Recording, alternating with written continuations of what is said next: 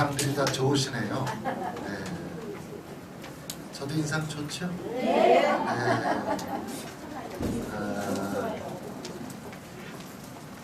여기가 구로구입니다. 서울이죠. 네, 서울 구로구고 선거할 때 여기가 국회의원 선거할 때 여기가 구로을 지역입니다. 구로구가 안양천을 기준으로 저쪽 오류동, 고척동, 그쪽 안양천 저쪽 부천 쪽이 구로갑이고 이쪽이 구로을 지역인데 지난번에 국회의원 선거 나왔다가 떨어진 태영호 씨 있죠? 네. 태영호 씨랑 저랑 되게 친해요. 제가 태영호 전 태동화. 제가 호적 이름이 태선호라 우리 태영호 씨랑 같은 학년에 같은 딱 거기에 있고 우리가 또 나이도 같고 생일도 비슷하고 아주 그래서 좀 여기서도 국회의원 좀 했으면 좋을 뻔했다 생각했는데 여기 또 강남 같지 않아서 분위기가 강남 쪽에서 지난번에 했는데 여기서는 좀 떨어졌어요. 이쪽 영등포, 구로, 금천 이쪽은 조금 분위기가 좀 달라요. 강남 쪽하고는 이 동네는 좀 그래서 지난번 선거에 떨어져서 좀 안 됐고 여기 담임 목사님하고 제가 아주 친한 친구인데 여기 이제 오면서 같이 좀 교회도 다니면서 인사 좀 합시다 그러는데 서로 바빠가지고 또 나랑 약속하더니 먼저 와서 여기 교회 인사하고 갔더라고요. 이 구로을 지역에 이제 교회들도 좀 다니고 그러면서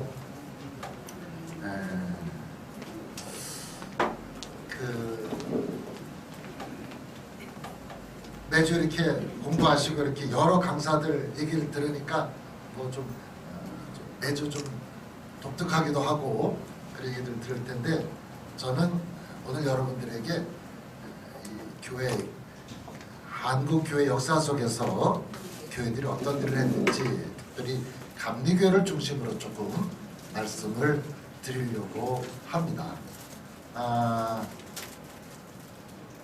공식적으로 우리나라의 선교사가 공식적으로 이렇게 허락받고 들어온 것은 1884년에 맥클레이라는 분이 일본에서 들어오게 됩니다.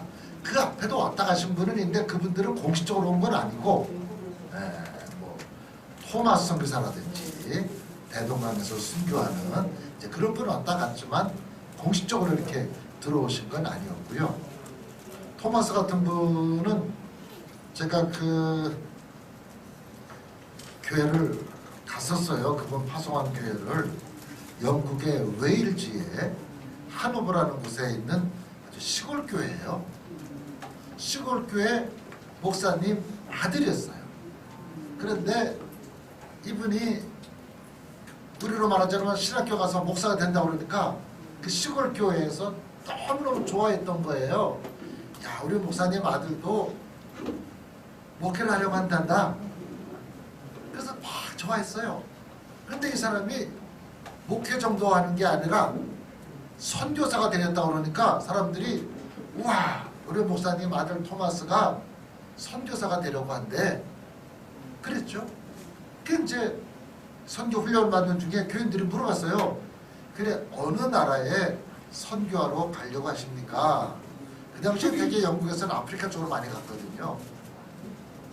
그랬더니 이분이 자기는 조선이라는 나라에 가고 싶다고 그러는 거예요. 그러니까 영국 사람이 그때 조선을 몰랐어요. 그러니까 중국은 알아. 큰 나라니까. 일본도 알아요. 문호 개방을 해서. 근데 조선은 잘 몰라요. 그러니까 사람들이 좀 걱정을 했어요. 아이고, 조선이 어디래. 걱정했는데 이제 결국 선교훈련을 마치고 결혼도 하고 25살 아주 꽃다운 젊은 나이에 영국을 출발해서 런던 선교회 파송으로 오게 돼요. 그런데 이제 우리나라에 들어오기 전에 중국에서 이렇게 우리나라 들어올 준비를 하는데 그 사모님이 풍토병으로 중국에서 죽어요.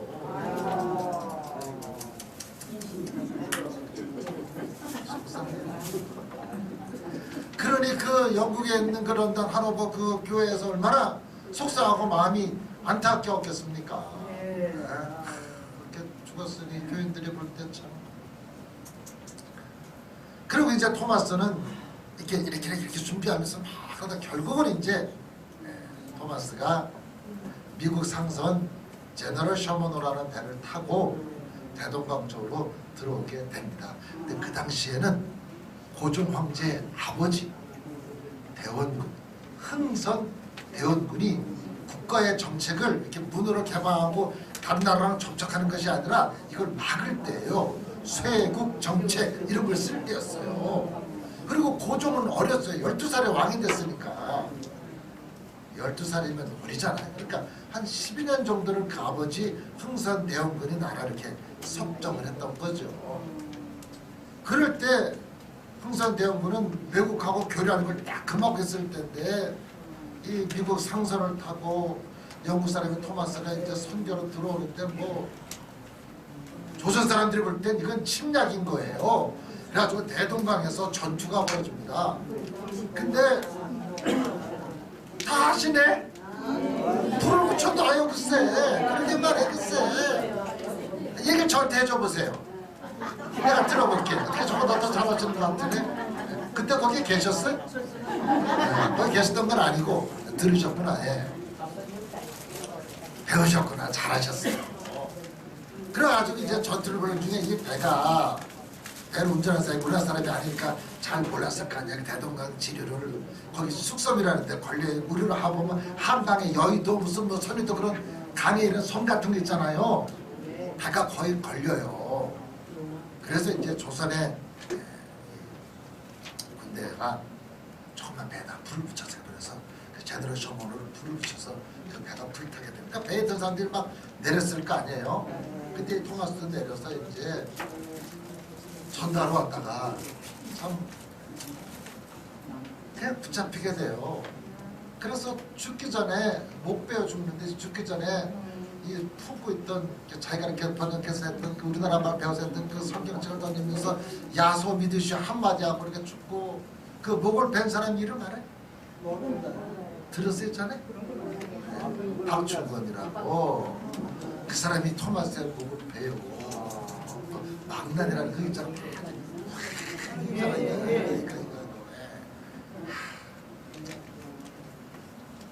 그럼 이제 이 사람이 죽였는데 죽으면서 그냥 야소 믿으세요 하고 던진 그 책자를 이렇게 종이 책자를 가지고 이제 집에 뭐 뭔지 아나 뭐 교회를 다니는 적이 있나 세례를 받아 아무도 모르겠네. 조이가 귀할 때니까 그걸 갖다가 벽지로 이렇게 바르고 막 그랬어요. 조이가 귀할 때니까 그 옛날에. 그러고 세월이 지났는데 나중에 이제 선교사들이 들어오고 평양에 가게 됐어요. 선교사들이 전도하다가 어떤 집에 갔는데 집에 벽지가 성경책인 거야. 벽지가 전설로 들었던 토마스 이야기가 살아나는 거지. 그 박충건이 예수 믿고 평양에 훌륭한 교인이 됩니다. 그러니까 토마스 같은 사람은 그렇게 힘들게 순교를 하게 됐고 그 뒤에 이제 고종이 왕이 되고 난 뒤에 아버지라고 좀 생각이 다릅니다. 지금 조선의 국군이 쇠해서 나라가 지금 풍전등화의 위기가 있는데 조선을 힘들게 하는 나라가 망해가지만 청나라가 있고 러시아가 있고 일본이 있고 그 새 열강들 틈에 또 서구 열강, 미국, 영국 이런 데는 막 들어오지. 우리가 왜 이렇게 됐을까? 우리도 좀 서양 문물을 배워야 되겠다. 고종은 마음이 열려서 서양 문물을 배우려고 합니다. 아버지랑 달라 정책이. 그래서 이 고종이 중국으로, 일본으로, 미국으로 통신사, 수신사, 보빙사절단을 보냅니다. 그래서 중국 가서 좀 보고 와라 공부를 시키는 거죠. 일본 가서 좀 보고 와라. 일본 어떻게 됐는지. 미국도 그래 올 때마다 그 사람들한테 물어봅니다. 자 가서 네가 뭘 보고 왔느냐. 근데 중국보다는 일본이 더 개화가 빨리 됐어요. 일본 문물이. 일본이 다 중국 청나라나 러시아를 일본이 다 이기잖아요. 청일전쟁에 노일 전쟁 일본은 이겼단 말이죠. 싸움을 우리나라 산 거잖아. 그 이제 중국 갔다 오고 일본 갔다 오더니 막 사람들이 눈이 휘둥그레. 일본에 갔더니 무기가 우리랑은 다릅디다. 우리가 뭐 화를 쏘면 저 사람들은 총을 쏘고 막 이런 식이야. 말하자면 우리가 총 겨우 한 발 띡 쏘면 저 사람은 두두둑 총을 쏘고 말이죠. 싸움이 안 되는 거예요 이게. 그 일본을 보고 그다음에 미국을 이제 갔다 온 거죠. 미국 갔다 와서 물어봅니다. 그래 일본하고 미국하고 어떻더나 그랬더니 일본도 대단한데 미국에 비하니까 일본은 또 별게 아닙니다. 그래 네가 많은 걸 보고 왔구나. 그럼 우리가 미국에서 제일 먼저 배워야 될 게 뭘까? 그때 민영익이나 홍영식, 특히 홍영식이 그런 얘기를 합니다. 신교육을 배워야 되겠습니다. 의료 기술을 배워야 되겠습니다. 그때 우리나라 이 전통적인 의학과 미국의 의학은 다르잖아요. 미국은 수술을 할 때잖아. 우리는 그런 건 안 했잖아요. 그러니까 다 한의학을 정성껏 배려 먹을 때지. 이거 아니야. 우리는 이거. 그 사람들이 이걸 청진기를 대고 들어보잖아. 우리는 이건데. 그러니까 이제 이 병원을 가보고 나서 그래서 교육, 의료, 세 번째가 최신, 전신 업무 이런 거. 우린 그때 뭐 편지를 다 이렇게 써서 이렇게 이 정도 종이만 하나 집어넣기 가는 거 꺼내준 거 아니에요. 그 사람들은 이제 편지를 우체국에서 보내고 정보로 보내고 막 그럴 때란 말이죠. 요즘 우리가 이 카톡 같은 거 얼마나 편해요. 그 얘기를 하니까 그래. 그래서 고정이 결심을 하고 그때 마침 이 보금사절단이 미국에서 이 가우처라는 목사를 만나게 되는데 그 가우처가 일본에 있던 이 감리교 선교사 맥클리에게 네가 좀 조선에 들어가 봐라. 그래서 이 가우처가 미성교부의 가우처가 일본에 있던 맥클레를 들어오게 합니다. 그래서 1884년 6월 24일 날 맥클레가 조선에 들어와서 결국 고종을 만나 뵙지는 못해요. 그때 김옥균이라는 사람이 역할을 합니다. 미국의 진사를 전달을 하고. 김옥균 아시나 보네? 한동안에 살았어요? 한동안에 살았어요. 잘 아실 것 같아서 동네 분인가 하고. 네. 아 공부들을 잘하셨구나 보니까. 아유 훌륭들 하시네. 아우 최고예요. 아우. 네. 그 김옥균을 통해서 고종 황제가 1884년 7월 2일 날 교육과 의료에 대한 선교를 윤호해 줍니다. 그 서류를 김옥균으로부터 7월 3일 날 맥클레이가 받습니다. 그래서 제가 7월 2일 날 가우처 기념교회인 저 종로감 중앙교회라고 있어요. 네? 그 하나로 일부 있는 태아복지단 옆에 종로이가 뒤쪽에. 네? 혹시나 7월 2일 날 시간 되시는 분은 놀러 오세요. 2시 반에 오시면 사진 전시를 합니다. 그때 초창기 역사에는 쫙 사진 전시를 하고 3시에 예배를 드리고 4시에 멋진 음악회를 합니다. 5시에 식사합니다. 회비나 뭐나 이런 거 없습니다. 이렇게 오시면 네? 오셔서 이렇게 사진 전시회도 초창기 그런 우리나라 선교 열리는 곳 사진. 종로에 있는 중앙교회 빌딩이 하나로 빌딩인데 그 교회가 아주 오래된 교회인데 그 넓은 터에다가 지금은 빌딩을 지었어요. 그러니까 교회는 위에 쪽에 몇 개 층을 쓰고 밑에는 이제 여러 가지 임대하고 그러는데 그 중앙교회에서 선교 140주년 사진 전시회 감사 예배 음악회를 하고 저녁 식사를 준비합니다. 그래서 아마 6시쯤이나 6시만 맞을 것 같아요. 시간 되시면 오세요. 네. 무슨 교회로? 중앙교회. 네. 종로 2가 YMCA 그 큰 길가고 뒤편 쪽에 있습니다. 중앙교회. 네. 중앙감리교회입니다. 그래서 그때로부터 이제 선교가 시작이 되고 그때 고종 황제가 1884년 7월 2일 날 선교 윤호를 하고 그 일로 인해서 그 뒤에 이제 알렌 같은 사람도 들어오고 1885년 4월 5일 그날이 부활절이었어요. 드디어 아펜젤로와 언더우드가 제물포에 공식 조선 한국 파송 선교사로 들어오게 됩니다. 그래서 한국교회는 1885년 4월 5일을 공식적인 선교의 시작으로 삼고, 근데 저는 이제 감리교 목사니까 그래도 1884년 7월 2일에 고종 황제가 맥클레의 선교사한테 선교 윤호를 한 그게 중요하단 말이죠. 그리고 이제 나중에 아펜젤라가 들어오니까 고종은 선교사들하고 친했어요. 왜냐하면 일본하고 중국, 러시아에 시달리니까 나중에 이 선교사들을 통해서 독립운동도 같이 하고 해외에 밀사를 보낼 때도 선교사들의 도움을 받아서 해외에 밀사를 보내고 이렇게 합니다. 그리고 고종이 아펜젤라한테 자기가 이 신교육을 좀 우리 대한민국 그다음 조선을 좀 대한제국으로 가요 나중에. 근데 뭘 못 가고 일본한테 나라를 뺏기죠. 고종이 학교 이름을 지어줍니다. 아펜젤라한테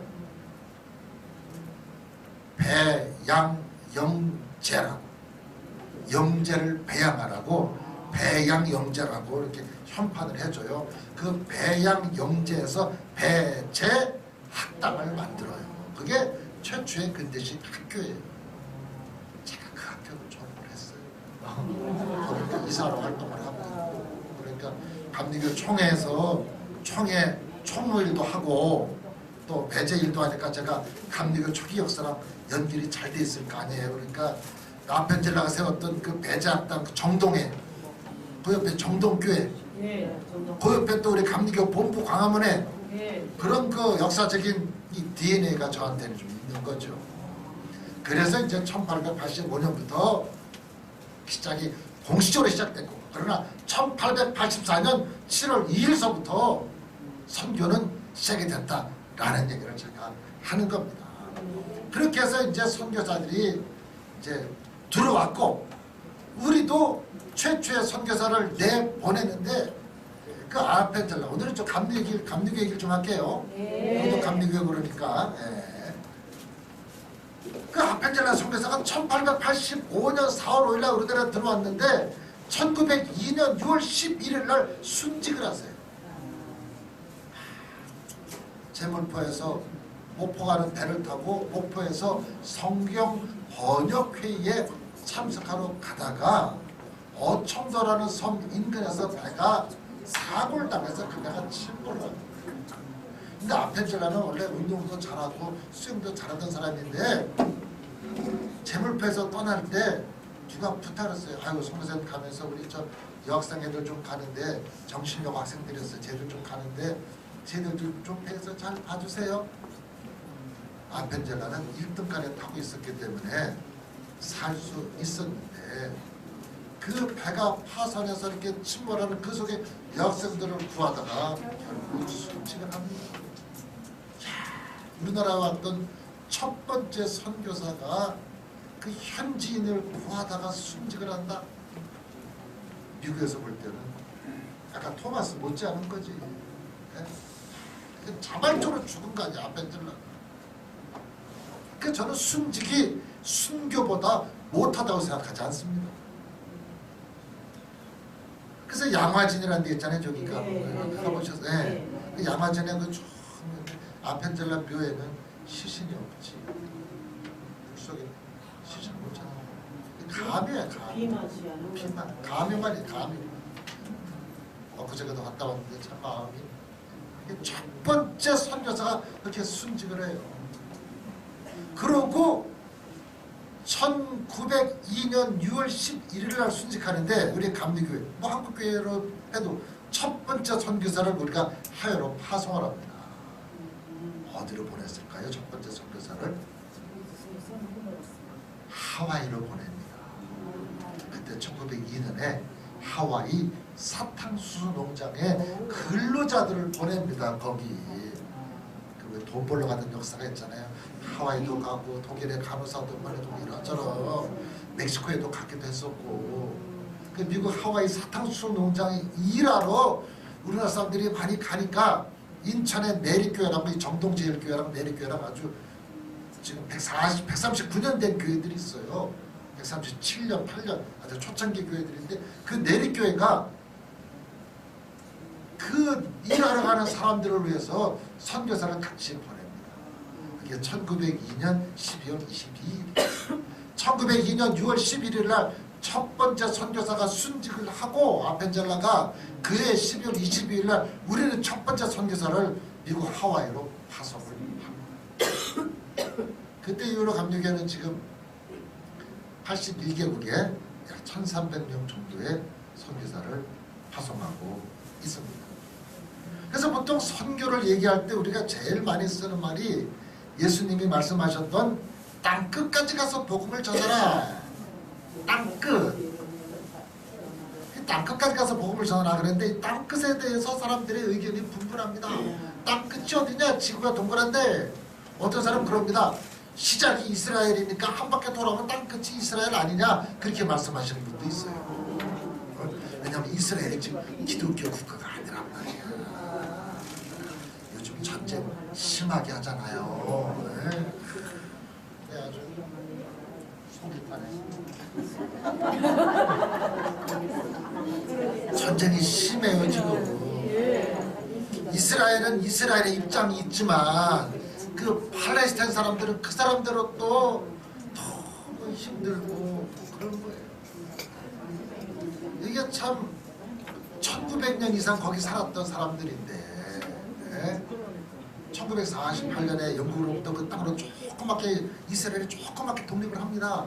근데 그들이 이게 사막 지역이 많으니까 이게 네 땅 내 땅 구분도 안 되고 돈으로 사기도 하고 싸워서 내쫓기도 하고 지금 이제 완전 주객이 전도됐죠. 1900년 살던 사람들은 다 쫓겨나서 요단강 서안 예루살렘 쪽이 나사렛 여리고 쪽 그 요단강 베다니 요런 베들레헴 이쪽 그 베들레헴과 여리고 쪽 요단강 서안 지역과 그 다음에 저 이집트 내려가는 가자 이런 곳으로 몰아는 거죠 사람들을. 그리고 이스라엘 사람들이 거기 이제 다 몰아 사는데 그 좁은 공간에 많은 사람들이 있잖아요. 근데 이스라엘은 다 그 사람들의 마음에 걸려. 없었으면 싶고 거기 살던 사람들 우리가 여기 얼마나 오래 살았는데 뭐 이런 마음들이 있고 이스라엘 사람들은 구약에 약속된 여기 우리 땅이야 그러고 이 사람들은 우리가 여기 얼마나 오래 살고 이렇게 힘들게 하냐 막 이제 지금 표면적으로 그런 전쟁이 지금 벌어지고 있잖아요 지금.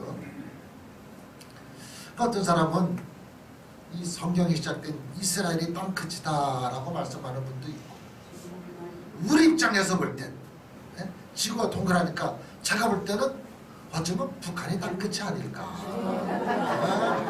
지구가 동그라니까 우리 옆에 이웃집에 참 그런 역사를 보면서 우리가 어떤 그날을 고대하는 그런 마음이 있잖아요. 저는 평양 하나 갔다 왔는데 금강산에 한 3번 갔다 왔고 개성도 좀 갔다 왔습니다.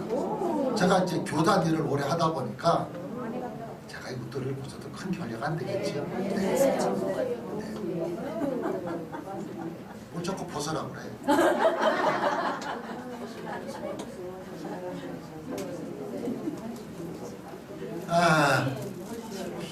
그 금강산에 몇 번 갔어요. 그때는 이제 이 남한 쪽 교회랑 북한의 조선 그리스도 연맹 예전에 강영섭 위원장 있을 때 그때 제가 이제 교단 일을 오래 하다 보니까 이제 남쪽 대표랑 북쪽 대표랑 이제 금강산에 그 서커스하고 공연하는 데 있어요. 호텔도 이쪽에 호텔이 있고 또 배호텔도 있고 내 배호텔에서도 잡았고 이쪽 호텔에서도 잡았고 그랬었는데 거기서 같이 예배 드린 적도 있어요. 근데 이제 그쪽 교회는 진짜 교회가 아니냐. 내가 볼 때는 글쎄 그래 글쎄 그렇다고. 우리 이제 성가대에서 가서 이제 같이 찬양하지. 우리 성가대 대형 성가대 이렇게 하고 그쪽에서는 그때 기억이야 벌써 한 10몇 년 됐지. 이제 조금 교류할 때 얘기니까 오래됐잖아요, 그죠? 10몇 년 전인데 거기서 그러더라고. 남쪽에서는 대규모 선거대가 왔구만요. 우리는 몇 사람 나갔습니다. 그냥 가사에 은혜 받으시라요. 그리고 8명이 중창을 하는데 잘합니다.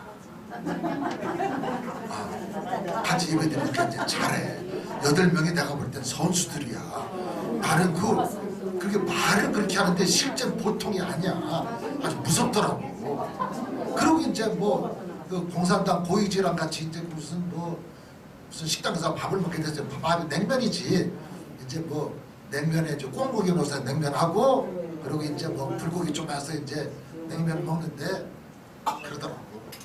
이게 좀 식사하는데 좀 맹숭맹숭하고 좀 재밌는 거 없나 그러더라고. 그러니까 옆에 누가 아코디언을 들고 와.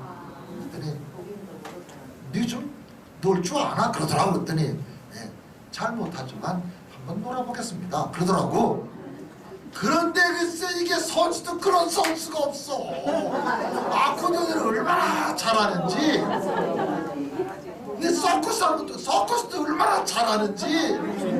우와 막 올라갔다 내려갔다 뭘 타고 내려오고 막 그러는데 난 그래가지고 무서워. 너무 잘해. 그래서 지금은 이제 교류 이렇게 다 이제 다치고 그러니까 더 기도하고 마음이 더 간절한 그런 상황이 됐어요. 그래서 우리 감리교회에는 이제 이 북한 선교를 위해서 여러 조직들이 있고, 또 북한 선교라는 교회들도 있고, 또 학교도 있어요. 대안학교도 있고, 관련 모임들도 있고, 또 서부연회라고 그래가지고요. 이제 통일이 되면 원래 감리교가 북한에 교회들이 많이 있었어요. 그래서 그 북한적 예전에 있던 그 교회들을 회복하려고 그런 준비들을 하고 있어서, 북한에 이제 우리 감리교회는 개척교회가 있으면 여기 이제 베다니 교회가 있잖아요. 이 베다니 교회는 여기가 구로구니까 이 구로 지방, 교회 위에 구로 지방, 그 다음에 서울 한강을 기준으로 서울 남연에 그 위에 이제 총회본부가 있는 거예요. 그래서 때로 총회본부 연회 지방교회야. 여기는 베다니 교회, 구로구라 구로 지방, 서울 남쪽이라 서울 남연에, 그 다음에 기독교 대학 감리회가 있는 거예요. 이런 그 연회가 여러 개, 12개 연회가 있어요. 우리가 교회는 한 6,700교회가 있어요. 6,700교회 있고 12개 연회가 있는데, 여기랑은 별도로 서부연회라 그래서 통일이 되면 북한에 옛날에 있던 교회들을 회복하려고 기도하면서 준비하는 모임들이 있어요. 그래서 그 옛날 조직들을 이렇게 갖추고, 지금은 가지는 못하지만 우리가 이제 기도하면서 이렇게 하고 있고, 또 이렇게 탈북하셔서 목회하시는 분들 그런 모임도 하고, 제가 이제 조만간에 또 이렇게 책을 하나 내려고 합니다. 감리교회 탈북민 선교, 북한 선교 잘해주면 잘해준 책을 하나 좀 내려고 그래요. 그래서 저는 기도하면서 정말 우리가 전 세계에 선교사를 보내는데, 지금 초교파적으로는 한 30개국 가까운 나라에 선교사를 보냈어요. 우리 지금 82개국에 81개국 하나 지금 쫓겨나서 81개국에 보내고 있는데, 제일 가까운 북한, 동포인데 우리가 그런 꿈을 가지고 기도하고 있는데, 오늘 여러분들이 그 일에 한 마음이 돼가지고 여러분들이 나중에 통일되면 여러분 고향에 가셔서 전도하고, 옛날에 신앙 가졌던 분들이 이제 세월이 너무 오래돼서 정말 옛날 신앙 어렸을 때 교회 다닐 이런 분들이 이게 이제 안 되잖아요. 이게 지금 이 1945년에 해방되고, 그리고 그 뒤로부터 지금 45년도에 예를 들어서 45년도에 7살이다 그러면은 38년생은 돼야 되는 거 아니야. 그래서 37년 이전이래 어렸을 때 교회 다닌 기억이 있는 거란 말이죠. 한 38년까지는 교회 다닌 기억 37년 우리 어머니 또래네. 그쯤은 돼야 어렸을 때 교회 다닌 기억이 있지, 그 뒤로는 교회 다닌 기억이 없는 거죠. 그러니까 북한에 계신 분들 중에 교회 다닌 기억이 있는 분이 지금 5%도 안 될 거 아니야. 연세 많으신 곧 이제 천국 소망을 앞두신 분들만 교회 다닌 기억이 있지. 네? 그러니까 이제 몰라 어떻게 할까 도대체 어떻게 해야 돼 이게 지금 우리가 기도하고 북한하고 요즘 자꾸 이제 이렇게 막 이렇게 강대강으로 막 그러니까 좀 걱정도 되고 이렇게 막 그 뭐 날라오고 그래도 뭐 하고 그러면은 특히 이제 그 첩경 지역 근처에 사는 사람들은 되게 불안해요. 내가 예전에 군인교회 목사, 군목사관을 좀 오래 했어요. 강원도 양구, 인제 이런 데서. 그럼 그 제가 그 천책 선보대 이렇게 보면 마음이 그냥. 그래서 지금 나라 상황이 이렇게 대치하고 있는 좀 그런 상황인데 우리가 기도하기는 이 대치 상황이 일단은 평화로 가야 돼. 평화로 가야 되고 싸워서 북한이 무너지 이건 더 어려운 것 같아. 그러니까 기도해서 북한이 좀 변화가 되고 저렇게 몇 대 이어오는 이런 게 끝나고 말이죠. 하나님 강권적으로 역사하셔서 북한이 변화되고 또 요즘에는 또 통일되는 걸 싫어하는 젊은 세대들이 많아. 왜냐하면 통일되면 우리가 더 힘들어지지 않을까? 왜 동독과 서독이 통일됐는데 동독보다 서독이 경제력이 훨씬 높았거든요. 그 서독 사람들이 동독 사람들과 통일같이 살면서 서독 사람들이 경제적인 손실이 좀 많이 있었어요. 그러니까 이제 지금 북한이랑 남한 이렇게 경제력이 차이가 많이 나잖아요. 그러니까 이게 좀 이기적인 사람들은 차라리 통일 안 되는 게 낫지 않아? 이렇게 생각하는 사람들도 있어요. 정말 참 이 속상한 생각이죠.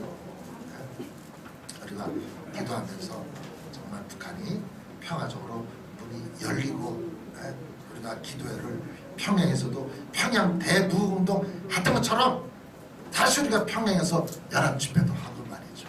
그리고 북한에도 방방곡곡에 교회가 세워져서 찬송을 보여주는 그런 날이 올 수 있길 바랍니다. 여러분들이 그 일을 준비하시는 마중물인 줄로 믿습니다. 마중물 알죠? 그 물 붓고 이거 하는 그게 중요한 거예요. 그게 마중물 마시면 안 돼. 그건 남겨놔야 돼. 힘들고 어려워도 우리가 그날을 준비하면서 정말 소망을 가지고 이렇게 기도하고 또 공부하면서 여러분들이 그냥 일꾼들로 건너시길 바랍니다. 여기까지 하겠습니다. 고맙습니다.